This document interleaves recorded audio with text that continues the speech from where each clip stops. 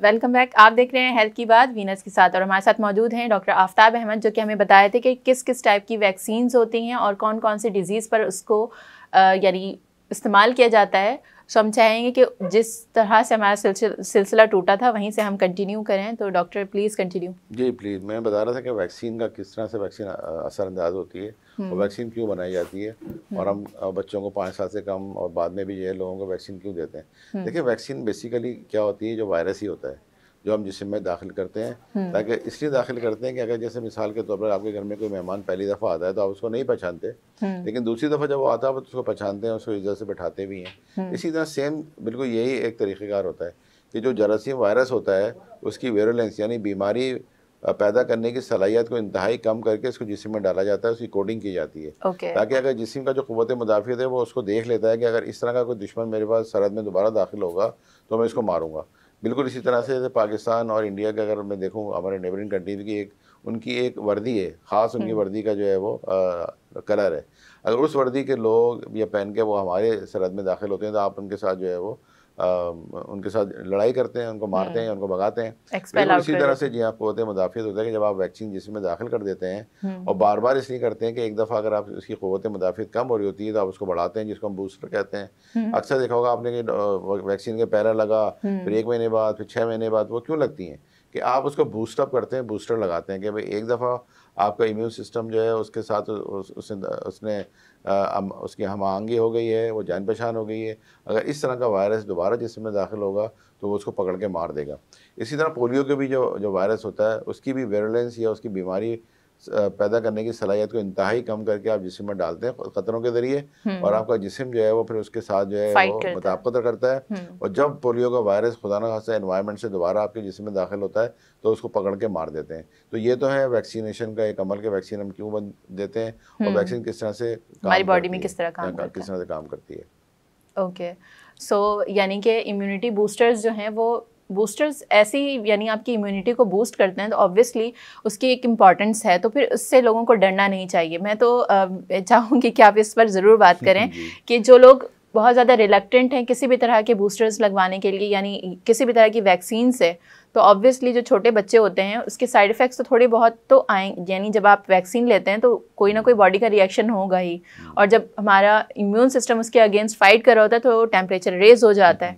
तो इस चीज़ को एक ख़तरा या अलार्मिंग साइन ना समझें, बल्कि इस चीज़ को मैं चाहूँगी कि आप इस पर थोड़ा सा। बिल्कुल, आप देखें, अगर मैं आपके सामीन और नाज़रीन के देखेंगे, उनके बाजू, दोनों बाजू में देखें तो एक बाजू में एक तरफ जो है निशान होगा है, वो सबको बचपन में BCG का इंजेक्शन लगा हुआ है। वो ट्यूबरकुलोसिस जो BCG कहलाता है हमारा, उसका इंजेक्शन लगा। अगर आप कोई भी देखना चाहे तो वो देख सकता है अपने बाजू में एक छोटा सा उसके मार्क होगा उसके। वो क्यों लगा हुआ है? वो इस वजह से लगा हुआ है कि हमारे माशरे में, हमारे इसमें TB की बहुत ज़्यादा बीमारी जो है वो फैली हुई है, तो उससे बचाव के टीके लगते हैं। तो इसी वजह से जब भी कोई खुदा न खास्ता इस तरह की बीमारी होती है, जब आप कोई वैक्सीन किसी को देते हैं तो बॉडी रिएक्ट करती है। जब बॉडी रिएक्ट करती है तो हो सकता है आपको बुखार भी हो सकता है, खांसी भी हो सकती है। खुदा न खास्ता इसका मतलब ये नहीं होता कि वो वैक्सीन ने आपको कोई बुरा अमल कर दिया और आपको बीमारी होने वाली है, बल्कि ये तो अच्छा साइन होता है कि आपका जो दिफाई निज़ाम है वो एक्टिव हो गया। जो सो रहा था वो जाग गया और उसने उसके खिलाफ जो है वो कुछ ना कुछ तबाह आजमाइश शुरू कर दी, जिसके नतीजे में आपको बुखार भी हो सकता है, हल्का हल्का खांसी भी हो सकती है। उसकी दवाएँ आती हैं, वो दवाएँ ले लीजिए आप। प्लस अपनी ग़िज़ा को अच्छा रखें। देखिए, आप जो जंक फूड का आजकल बहुत दौर चल गया है कि इंसान जंक फूड खाना शुरू कर दिए। इससे बेहतर है कि आप घर की बनी हुई चीज़ खाएँ और हाइजीनिक चीज़ खाएँ। कभी भी कोई काम करें उससे पहले हाथ ज़रूर धोएं अपने। जब तक अगर आप हाथ नहीं धोते तो ये पहला सोर्स है उस गंदगी का जो अपने मुंह में आप डाल रहे होते हैं। अगर साफ हाथ के साथ आप कोई चीज़ खा रहे हैं या कोई अमल कर रहे हैं, कोई चीज़ बना रहे हैं, माएँ ख़ास तौर पर जो बच्चों को फीड कराती हैं या बच्चों के लिए खाना बनाती हैं, उनके लिए तो मैं ख़ास ये तजवीज़ करूँगा कि वो पहले ज़रूर साबुन से हाथ धोएँ, खुश्क करें, उसके बाद उनके लिए कोई खाने की चीज़ बनाएं। क्योंकि बच्चे इतने वल्नरेबल होते हैं, इतने ज़्यादा जो है वो उनको बीमारियों का ख़तरा होता है कि अगर खुदा न खास्ता माँ के हाथ गंदे हैं, माँ के हाथ ख़राब हैं, क्योंकि माँ तो सारा दिन सफाई सुथराई में लगी होती है, कभी किचन की सफाई, कभी बर्तन धोना है, कभी ये करना है, कभी वो करना है, तो उसके हाथ में हज़ारों तरह के जरासीम लगे होते हैं। अगर वो बच्चों के खाने की चीज़ से पहले हाथ नहीं धोगी तो इसका मतलब है कि वो अपने बच्चे को जो है वो एक बीमारी की तरफ लेके जाना चाह रही है। इसके साथ साथ बच्चों को अच्छी ग़िज़ाएँ दें, खालिस ग़िज़ाएँ दें, बजाय इसके खालिस ग़िज़ाओं में और अच्छी ग़िज़ाओं में आप कुछ सजेस्ट करें कि अगर इस तरह की, क्योंकि अभी इस तरह के केसेस आ रहे हैं बहुत ज़्यादा, तो हमें भी अलर्ट होना चाहिए, क्योंकि ये हमारी एक कौमी तौर पर देखें तो एक हमारी भी जिम्मेदारी है, इस चीज़ के ख़िलाफ़ जंग हमें भी करनी चाहिए। तो कौन सी ऐसी ग़िज़ाएँ हैं जो कि हमारे लिए बहुत ज़्यादा बेनिफिशियल हो सकती हैं ऐसी कंडीशन में? देखिए, सबसे पहले तो जिसको हम कहते हैं मीट जो है, वो हम खालिश मीट जो होता है, जिसको हम रेड मीट कहते हैं, बच्चों के लिए रेड मीट बहुत अच्छा होता है। बड़ों के लिए थोड़ा सा रेड मीट ज़रा कोलेस्ट्रॉल की वजह से वो देखभाल के खाएं, अगर उनका कोलेस्ट्रॉल लेवल सही नहीं है, अगर बहुत ज़्यादा बढ़ा हुआ है तो वो रेड मीट ना लें, वाइट मीट लें, मछली का इस्तेमाल रखें, सब्ज़ी लें। आप कोई भी देखें प्रोसेस फूड ना खाएं, या कोई भी आप डब्बे के फूड ना खाएं। आजकल बहुत ज़्यादा इजी वे चल गया कि ये डब्बे का आपने फूड फ्रोजन आइटम खाना शुरू कर दिए, उससे आप अवॉइड करें। आप फ्रेश कोई भी चीज़ बनाते हैं फ्रेश, चाहे वो दालें हैं, चाहे वो सब्जियां हैं, चाहे वो गोश्त है, फ्रेश रखें आप। हमारे यहाँ क्या होता है कि जी हम ला के फ्रिज में जो है पूरे महीने जो है वो फ्रीज़ करके रख देते हैं चीज़ों को, फिर निकाल के खाते हैं। इसी तरह हम जो घर में जो भी खाना बनाते हैं, सालन जो भी होता है बच जाता है, फ्रिज में रख देते हैं और फिर 2 दिन के बाद निकाल के खाना शुरू कर देते हैं। अब आप देखें, जब आप एक दफ़ा आप खाना बनाते हैं, आपने एक दफ़ा उसको फ्रीज़ किया, ठीक है, दोबारा जब उसको थॉ किया, थॉ का मतलब ये कि आपने उसको जब फ्रीज हो गया था या जमा हुआ था, आपने उसको दोबारा से गर्म किया, आपने बचा फिर दोबारा फ्रिज में रख दिया। ये सबसे खतरनाक अमल होता है। इसमें बहुत सारे जरासीम का जो है पेशकम होता है। उनके लिए आप एक अच्छा कंडीसिव एनवायरनमेंट प्रोवाइड करते हैं कि वो दोबारा से ग्रो कर जाए। तो कभी भी एक दफ़ा थॉ हुई हुई चीज़ को दोबारा से इस्तेमाल ना करें, उसको वहीं ख़त्म करें। जितना आप खा सकते हैं इतना ही बनाएं, ज़्यादा बनाने की ज़रूरत ही नहीं है आपको। इसी तरह मैं दोबारा अपने टॉपिक की तरफ आता हूँ, वैक्सीन की तरफ। देखिए, जो भी पोलियो की वैक्सीन होती है वो -20 डिग्री सेंटीग्रेड पे उसको प्रिजर्व किया जाता है। आपका सवाल था कि जी ये कंट्रोल क्यों नहीं हो रहा। -20 डिग्री सेंटीग्रेड पे इसको हम फ्रीज करते हैं। जब हम उसको निकाल के बच्चों के मुंह में जो कतरे डालने जैसे होते हैं, तो इसको हम पिघलाते हैं, उसको हम थॉ कहते हैं। जैसे ये थॉ होती है तो फिर उसको +2 to +8 डिग्री सेंटीग्रेड पे लेके जो वैक्सीनेटर चलते हैं, आप देखें वैक्सीनेटर के सब एक थर्मोस होता है उनके पास, या उनके पास कोई एक कैरियर होता है जिसके अंदर वो वैक्सीन लेके चलते हैं। वो कैरियर जो वैक्सीन होता है उसके अंदर आइस होती है। वो आइस जो है उस वैक्सीन का टेम्परेचर मेंटेन करती है। सबसे बड़ा इसमें कैच ये है, जो भी घरों में आजकल हर घरों में जो है वो दरवाज़ा नॉक करके जो है लोग वैक्सीन पिलाने आ रहे हैं बच्चों को। सबसे पहले आप देखें उनका वायल होता है, एक वायल के ऊपर जो लगा होता है, उस वायल के अंदर एक मार्कर बना होता है चौकोर तरह का, उसके अंदर वाइट डॉट होता है। आप जब भी आप वैक्सीन पिलाने के सबसे पहले वो मार्कर देखें, अगर उस वाइट डॉट की जगह कोई ब्लैक डॉट पड़ा हुआ है या कोई और डॉट पड़ा हुआ है, इसका मतलब वो वैक्सीन खराब हो गई है। अब उसका टेम्परेचर जो है या वो डिस्कार्ड करवा दें, सो नई वाली वैक्सीन निकालो। क्योंकि अक्सर जो वैक्सीनेटर उनको भी ये बात पढ़ाई सिखाई तो जाती है, लेकिन वो जल्दी के चक्कर में उन्होंने अपने रजिस्टर भरने होते हैं और घर के बाहर निशान लगाना होता है, तो उनके पास इतना टाइम नहीं होता कि वो देखेंगे ये ख़राब हो गई क्या होगी। अक्सर जो कैंप लगते हैं वैक्सीनेशन के, वहाँ धूप में ये वैक्सीन रख देते हैं कि जो बच्चा आ रहा है सबको जल्दी जल्दी कौन बार बार निकाले फ्रिज उसमें से, कंटेनर में से या कूलर में से या अपने उसमें, तो बाहर ही निकाल के रख देते हैं। अब आप मुझे बताएंगे, डायरेक्ट धूप वहाँ पड़ रही है, गर्मी इतनी ज़्यादा हो रही है, उसको आपने +2 to +8 डिग्री सेंटीग्रेड में रखना है, तो वैक्सीन की जो एफिकेसी है प्लस गर्मी का जो टेम्परेचर है उसको भी नहीं देखा जाता, उसको भी नहीं देखा जाता, तो वैक्सीन तो ख़राब हो गई ना। तो अब आप वही वैक्सीन पिलाए जा रहे हैं, फिर कह रहे हैं जी पोलियो कंट्रोल नहीं हो रहा। प्लस जो वैक्सीनेटर हैं, जो वैक्सीन पिलाने जा रहे हैं, उनकी भी एजुकेशन कमी है। नॉन मैट्रिक उनकी ट्रेनिंग बेसिकली किस तरह से होती, किस तरह से देना है बच्चों को। फिर ये कि उनको एक खौफ भी होता है। आप देखें हर वैक्सीनेटर के साथ एक पुलिस वाला साथ चल रहा होता है, उनको ये खतरा होता है कि हमें कोई मार दिया जाएगा, हमें कोई हमारे साथ कोई बदतमीजी ना कर दे। अब आती बच्चियाँ होती हैं, हमारे बच्चे साथ होते हैं, तो वो उनको ये भी खौफ है कि जल्दी जल्दी से ये काम करके जाएंगे, अपने रजिस्टर भरें और अपने सुपरवाइजर को देंगे, जिम्मेदारी से वो हो जाए। अब उस चक्कर में क्या होता है कि कभी कभार वो थोड़ा सा उनसे मिसकंडक्ट भी हो जाता है कि उन्होंने अगर पूरे अलॉटेड घर पूरे नहीं किए तो फिर वैक्सीन को तो वो डिस्कार्ड करते हैं और मार्किंग करके देते हैं कि हमने सबको पिला दिया। अब इतना बड़ा एक अमल है जिसकी वजह से अब जो बच्चों को पीना चाहिए था वो बच्चा नहीं पी पाता। आपने वैक्सीन ज़ाया कर दी, अपने रजिस्टर में मार्क कर दिया, घर में मार्क भी लगा के चले गए कि जी यहाँ तो बच्चा था नहीं, बच्चा गया हुआ था, कुछ भी था, जो भी बहाना आपने बना दिया। लेकिन वो बच्चा जो अंदर घर में सो रहा था उसको तो आपने वैक्सीन पिलाई नहीं। क्यों? उसका तो हक मारा गया। टाइम भी पूरा हो रहा था, जल्दी भी हो रही थी, आपको खतरा भी था, आपने जल्दी से निपटाओ और घर जाओ। तो ये सबसे बड़ा जो चीज़ें हैं जो, तो आप क्या समझते हैं डॉक्टर कि इनकी प्रॉपर ट्रेनिंग किस तरह से हो सकती है या किस तरह करवाई जाती है ताकि ये जो गलतियां हो रही हैं ये गलतियां जो हैं कम से कम हो और ख़त्म हो जाए? यूनिसेफ के प्लेटफॉर्म से जितने भी वैक्सीनेटर्स थे उनकी हम ट्रेनिंग करते थे, बाकायदा उनकी पूरे हफ्तों की और महीनों की ट्रेनिंग होती थी, उनको समझाया जाता था, पढ़ाया जाता था। लेकिन देखिए हर आदमी एक सा नहीं होता, 5 उंगलियां बराबर नहीं होती। 2 लोग अच्छी तरह समझ जाते हैं, 2 लोगों की कुछ कम समझ में आता है, कुछ कम पढ़े लिखे होते हैं। अब शहरों में तो आपको पढ़े लिखे लोग मिल जाते हैं, अब आप गाँव में और रिमोट एरियाज में पढ़ा लिखा तो कोई नहीं मिलता वहाँ पे बर्फ़ का बड़ा मसला है, वहाँ तो फ्रिज नहीं मिलते, वहाँ तो ये बर्फ़ खाने नहीं है, तो आप अपनी वैक्सीन को आप कैसे प्रिजर्व करेंगे? इतनी मुश्किल हो जाती है उस वैक्सीन को प्रिजर्व करना +2 to +8 डिग्री सेंटीग्रेड में रख के, और आप जनाब मीलों जा रहे हैं पैदल या अपने बाइकों पर जा रहे हैं या कि जो भी आपका मीन्स है ट्रांसपोर्ट का, लेकिन वहाँ पे बर्फ़ नहीं मिल रही। जब बर्फ़ नहीं मिल रही तो आपकी वैक्सीनेशन जो है वो जो प्रॉपर टेम्परेचर है वो मेंटेन नहीं हो रहा। जब वो मेंटेन नहीं हो रहा तो वैक्सीन की एफिकेसी या उसकी सलाहियत ख़त्म हो रही है, जो लेकिन आप ज़बरदस्ती बच्चों को पिलाकर आ रहे हैं तो पोलियो तो कंट्रोल ही नहीं हो पा रहा है। ये सबसे बड़ा एक मिथ है जहाँ पर ये इस पर गौर करना चाहिए गवर्नमेंट को कि ऐसे सेंटर बनाने चाहिए बीच बीच में जहाँ पर ये वहाँ पर उनको बर्फ़ प्रोवाइड किया जाए, और फिर हालांकि होता भी है, प्रॉपर ट्रेनिंग हो ताकि इफेक्टिवली वैक्सीनेशन का काम किया जा सके। अक्सर बच्चों को देखें जो बच्चों के मुंह में 2 कतरे डाल लेते हैं, बच्चे ने अगर मुंह इधर उधर कर लिया या हिला लिया को पकड़ा तो कभी इधर गया इधर गया।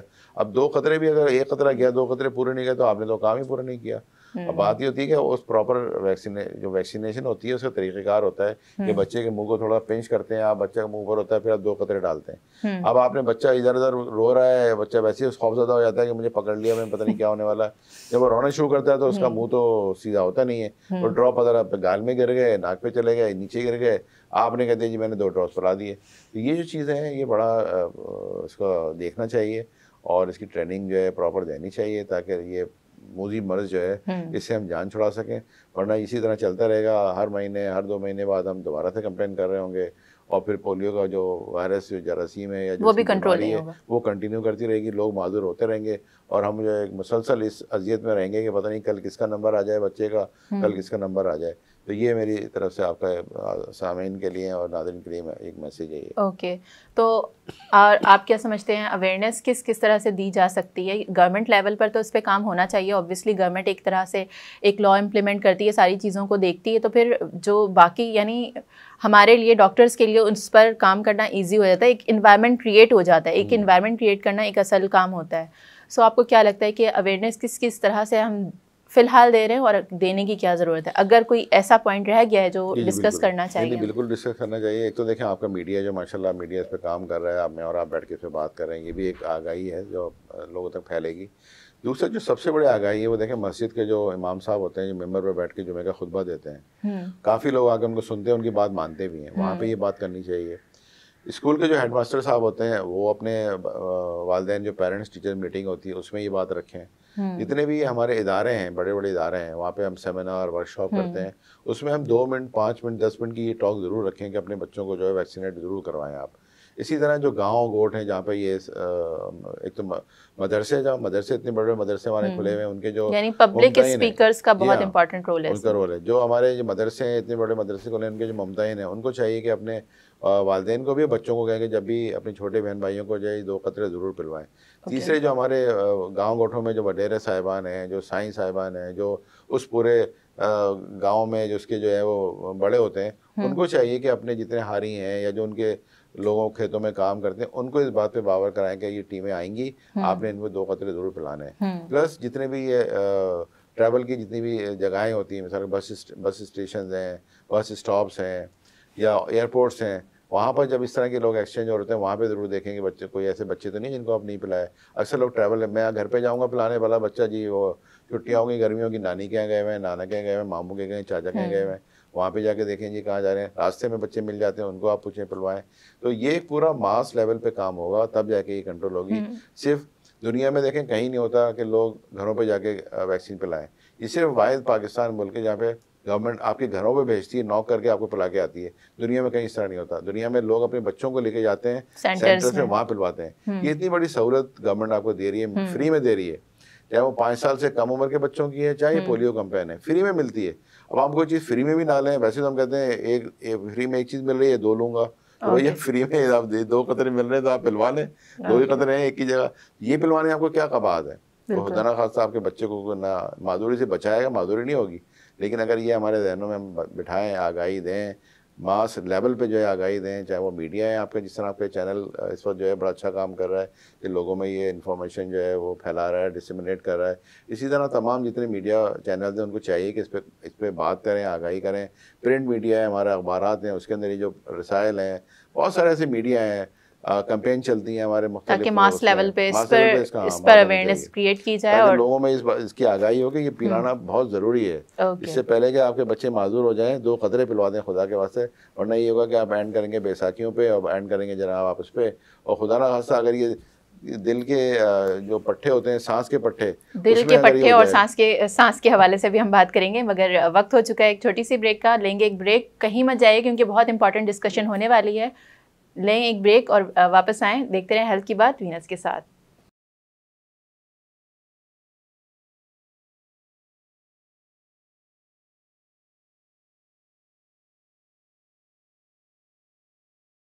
वेलकम बैक, आप देख रहे हैं हेल्थ की बात वीनस के साथ। तो डॉक्टर मैं चाहूँगी कंटिन्यू करें आप।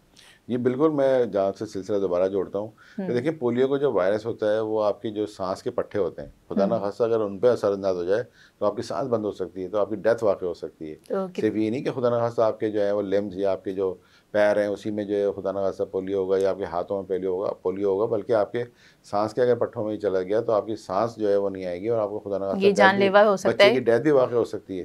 तो ये बहुत ख़तरनाक चीज़ है जिससे जो है हमें बचना चाहिए, और हम चाहें कि इसको हम फ़ौरन जो है बच्चों को जितना भी बचाव हो सकता है इसका बचाव ज़रूर करें इसका। ओके अच्छा डॉक्टर, वैसे तो जिस तरह से आपने वैक्सीनेशन का जिक्र किया, यूजुअली जो बच्चों को यानी ड्रॉप्स दिए जाते हैं, पिलाए जाते हैं, और इंजेक्टेबल्स का क्या है, इंजेक्टेबल्स कब दिए जाते हैं? देखिए बिल्कुल अच्छा सवाल किया आपने। जिन माशरों में पोलियो ख़त्म हो गया है वहाँ पोलियो ड्रॉप्स नहीं पिलाए जाते, वहाँ पे इंजेक्टेबल लगाए जाते हैं। इसको हम इनएक्टिवेटेड पोलियो वायरस कहते हैं, IPV कहलाते हैं, इनएक्टिवेटेड पोलियो वायरस। ये जो पोलियो हम जो क़तरों के ज़रिए देते हैं ये एक्टिव होता है इसके अंदर, लेकिन जैसे मैंने पहले गुजारिश की कि उसको बीमारी पैदा करने की सलाहियत को बिल्कुल ख़त्म कर देते हैं। सिर्फ कोडिंग होती है कि जी इस हाथ पाँव का इस शक्ल का अगर कोई वायरस आपके जिस्म में दाखिल हो तो आप उसको मारें, अपने क़ुव्वत मुदाफ़ियत को हम ये मैसेज देते हैं। IPV क्या होता है? IPV जो है वो इनएक्टिवेटेड पोलियो वायरस होता है। ये भी हम इंजेक्ट करते हैं बॉडी के अंदर, और इसकी भी जो है वो 3 तरह के जो है 3 दफ़ा हमें लगता है। एक हम 2 महीने में देते हैं, फिर हम 4 महीने में देते हैं, फिर हम 6 से 8 महीने में देते हैं, और उसके बाद हम फिर 5 से 6 साल तक दे सकते हैं इसको। तो 3 या 4 शॉट लगते हैं इसके। लेकिन ये उस सूरत में लगते हैं जिन माशरों में पोलियो ख़त्म हो गया, जैसे ईरान में है, अमेरिका में है, इंग्लैंड में है या हिंदुस्तान में है, जिन नेबरिंग कंट्रीज में जहाँ पोलियो एक दफ़ा ख़त्म हो जाता है, एरेडिकेट हो जाता है, WHO में सर्टिफाई कर देता है, जहाँ ये जो कंट्री है ये पोलियो फ्री जोन है, वहाँ पे फिर ये इंजेक्टेबल शुरू होता है। लेकिन पाकिस्तान में भी मैंने देखा है कि अक्सर जगहों पे जो है वो इंजेक्टेबल दिए जाते हैं जहाँ पर ख़त्म हो चुका है, क्योंकि जब बाहर से लोग आते हैं पाकिस्तान में विजिट करने के लिए, उनकी अगर डोज जो है वो ड्यू होती है तो फिर वो इंजेक्टेबल उनको लगाई जाती है। तो इंजेक्टेबल भी लगा सकते हैं। तो इसके भी यानी कि मल्टीपल शॉट्स, जिस तरह से आपने कहा 3 से 4 शॉट्स होते हैं इसके भी लगते हैं। तो वो उनको लगते हैं, या जो ऐसे एनवायरनमेंट से आते हैं या ऐसे ममालिक से आते हैं जहाँ से ये पोलियो का वायरस ख़त्म हो चुका है, तो वो अगर उनको यहाँ ज़रूरत पड़ती है तो उनको लगता है। या फिर हमारे माशरे में भी लोग जो हैं वो आजकल इंजेक्टेबल लगवा रहे हैं, बजाय इसके कि वो पोलियो ड्रॉप्स पिलाएं, वो कहते हैं जी इंजेक्शन लगा दें। तो दोनों सूरतों में जो है ये दोनों ही इफेक्टिव है ये। Okay, thank you so much doctor. बहुत ही डिटेल में आपने अपने एक्सपीरियंसेस के बारे में, अपने जिस तरह से आप काम कर रहे इतने टाइम से, तो जाहिर है बहुत सारे केसेस आपने देखे हैं, किस तरह की यानी कहाँ कमी रह गई है, कहाँ पर हमारी गलतियाँ हैं, सब चीज़ों को आप ऑब्ज़र्व कर रहे हैं। तो तमाम आपने नॉलेज देने की कोशिश की जितना हमारे पास मुख्तसर सा टाइम होता है। तो मैं चाहूँगी हमारे, क्योंकि प्रोग्राम का वक्त ख़त्म हो चुका है, मैं चाहूँगी कि प्रोग्राम के एंड पे अगर कोई आप ऐसा मैसेज देना चाहते हैं जो आपको लगता है कि बहुत क्रूशियल है हमारी तमाम हमारे व्यूअर्स के लिए, हमारी आवाम के लिए, तो वो मैसेज क्या होगा?